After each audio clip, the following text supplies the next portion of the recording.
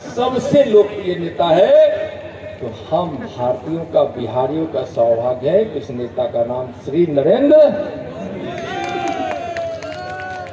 बहुत दिनों से इस देश के गरीब, वंचित, दलित एक सपना देख रहे थे कि हमारा भी कोई मसीहा आएगा और हमारे घर में भी खुशियां आएंगी।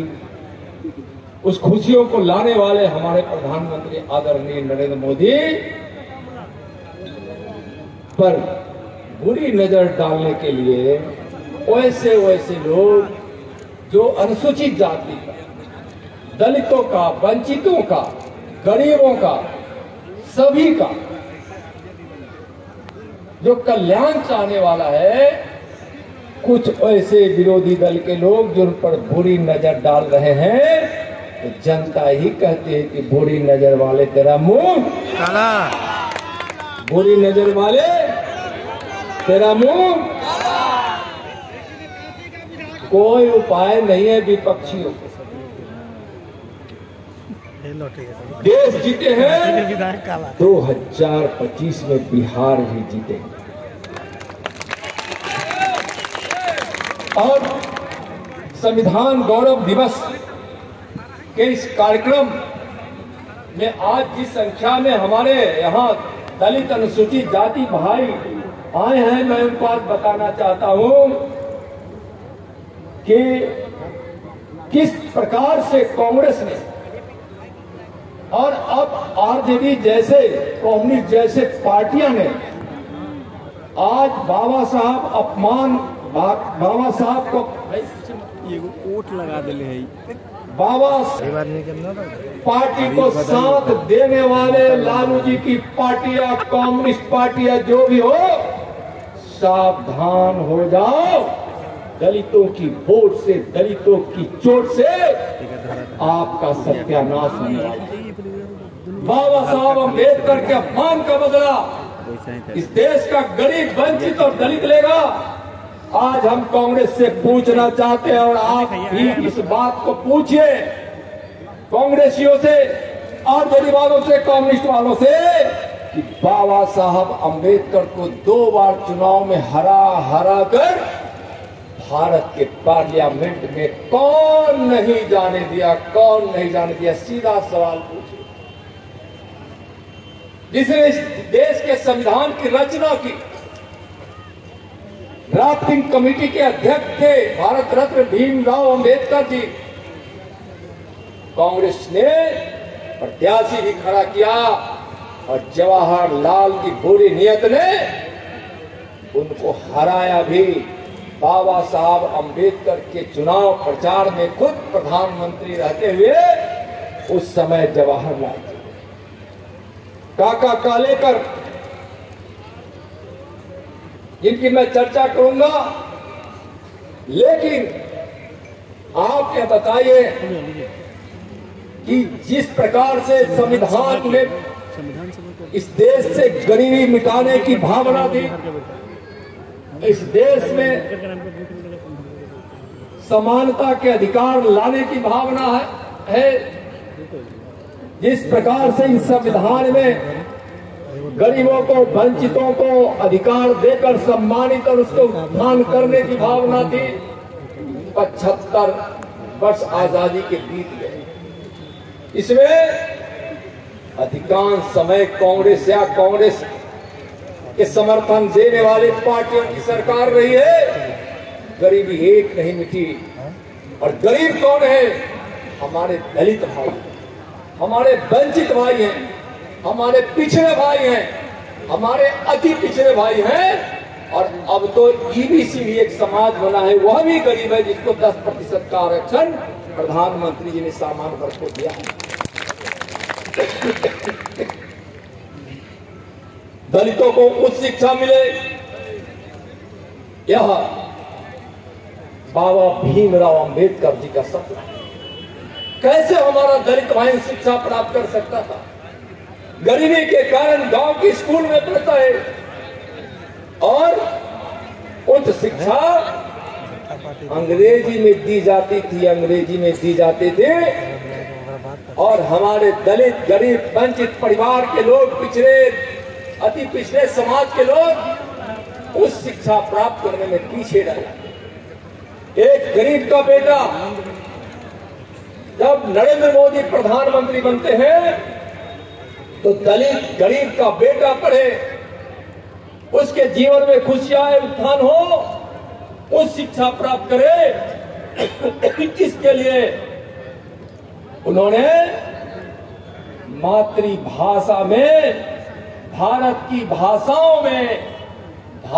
भाषाओं में उच्च शिक्षा की पढ़ाई हो, इसका उन्होंने नियम बना दिया, कानून बना दिया।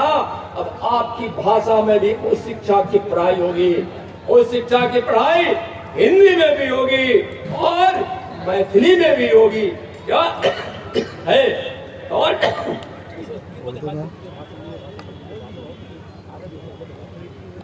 हिंदी में कई उच्च शिक्षणों का आज कोर्स भी निकला है, पाठन भी आज हो रहा। स्थिति, दलित की आर्थिक स्थिति नहीं सुधारी जाएगी तब तक भारत की आर्थिक व्यवस्था नहीं सुधर सकता है। इसीलिए गरीबों को लूटने वाली सरकार कांग्रेस, आरजेडी और कम्युनिस्टों के सारे बुरे पद्धति को ध्वस्त कर दिया गया और प्रधानमंत्री जी ने डीबीटी डायरेक्ट बेनिफिट ट्रांसफर के माध्यम से कई लाख करोड़ दलितों का बचा है, गरीबों का बचा है। और आज गरीबों को जितनी योजनाओं का लाभ मिल रहा है, दलितों को मिल रहा है, उतना आज भारत के इस स्थिति में, इस समय में जो मोदी काल कहा जाता है उससे मिल रहा है, उतना कभी नहीं मिला। बाबा भीमराव अम्बेडकर इस भारत को एक रखना चाहते थे। इस भारत की एकता, अखंडता एक है, यहाँ सबको समान अधिकार मिले, तो समान नागरिक संहिता यूसीसी के महत्व पर उन्होंने जोर दिया था, लेकिन कांग्रेसियों ने लागू नहीं होने दिया। संस्कृत भारत की भाषा बने, भीमराव अम्बेडकर जी चाहते थे, इसलिए कि संस्कृत हमारी भाषाओं के मूल में थी और इसलिए भीमराव अम्बेडकर राष्ट्रीयता से, भारतीयता से, भारत की संस्कृति और परंपरा से ओतप्रोत थी। इसलिए भारत के संस्कृत को भारत की आधिकारिक भाषा बनाना चाहते थे। भीमराव अम्बेडकर जी ने कांग्रेस के उस तुष्टीकरण नीति का भी विरोध किया, जिस तुष्टीकरण के कारण इस देश का बंटवारा हो गया। इन शहीदों की धरती पर हम करें। आज यहाँ बहुत सारे लोगों ने आजादी की लड़ाई लड़ी, फांसी कांग्रेस की गोद में आज आरजेडी और कम्युनिस्ट खेल रही है। एक समय आए, राजीव गांधी जी ने मंडल आयोग का विरोध करके तो पिछड़ों के अधिकार को कभी लागू नहीं होने दिया, जब तक उनकी चलती बनी रही। और जब अनुसूचित जाति के आरक्षण का भी विरोध की भावना कांग्रेस रखती थी, अगर अम्बेडकर नहीं होते तो भारत के संविधान में दलितों को, अनुसूचित जाति के लोगों को आरक्षण नहीं दिया जाता। और इसका सबसे बड़ा प्रमाण यह है कि बाबा साहब अम्बेडकर ने अनुसूचित जाति को अधिकार और आरक्षण का लाभ मिले, उनकी उन्नति हो, जब उन्होंने लागू करवाया तो राजू जी तो क्या कहा कांग्रेस ने कहा कि अनुसूचित जाति के आरक्षण को मूर्खों को प्रोत्साहन देने वाला बताया। यही कांग्रेस के नेता कहे कि दलितों को आरक्षण देने का मतलब है कि हम मूर्खों को प्रोत्साहित कर रहे हैं। क्या कांग्रेस को हक है क्या कहे कि दलित हमारे साथ हो और जो बाबा भीमराव अम्बेडकर का दिया हुआ दलित समाज के आरक्षण का विरोध करे? क्या वह संविधान का समर्थक हो सकता है? क्या कभी नहीं हो सकता है। संविधान का समर्थक और दलितों के आरक्षण और अधिकार को अगर सशक्त करने वाला किसी नेता का नाम है तो हम नरेंद्र मोदी है, और किसी पार्टी का नाम है तो भारतीय जनता पार्टी।